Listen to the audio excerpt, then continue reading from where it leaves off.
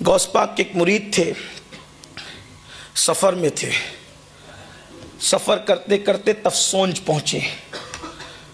وہ غوث پاک کے مرید تھے، سفر میں تھے، سوچا کہ یہاں پر ایک بہت بڑے شیخ رہتے ہیں، شیخ عبدالرحمن تفسونجی، تو ان کی محفل میں وہ چلے گئے۔ اب محفل میں گئے تو محفل میں سب مرید ہی مرید تھے۔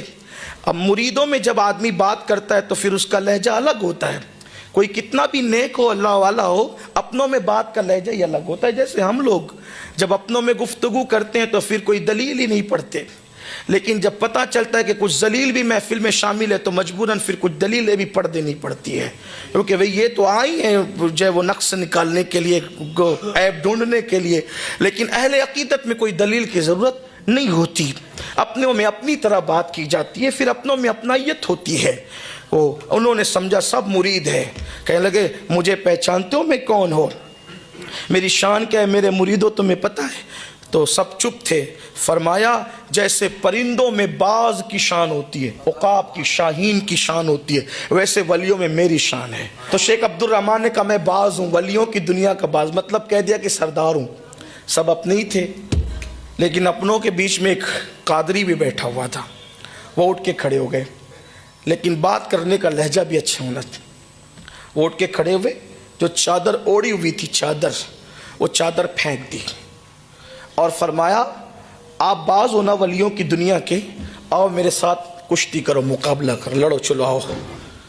اب میں تقریر کر رہا ہوں، کوئی بیچ سے کھڑے ہو کر کے کہا کہ میرے ساتھ لڑو، مجمع اس کا حال کیا کرے گا آپ جان سکتے ہیں، سب اپنی لوگ ہیں، تیری ہمت کیسے ہوئی ہے ہمارے سید صاحب کو ٹوکنے کی، روکنے کی؟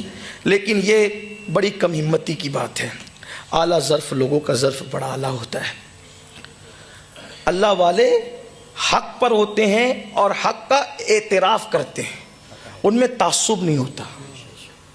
جب اس نے چادر پھینک دی تو اس کا بدن ہو گیا اوپر کا ننگا، برہنہ ہو گیا، اوپر کا بدن اس کا کھل گیا، اس قادری غلام کا، اور اس نے کہا مجھ سے لڑو۔ سب اس کو گھورنے لگے، مریدوں سے کہا اس کو گھورو مت، میں اس کے ایک ایک بال سے نور نکلتا دیکھ رہا ہوں۔ یہ چھوٹے موٹے پیر کا مرید نہیں ہے، بہت بڑے پیر کا مرید ہے، پتہ نہیں کس کا ہے لیکن ہے بڑے پیر کا مرید، اس لیے ہمارے پیر کو بڑے پیر بھی کہتے ہیں۔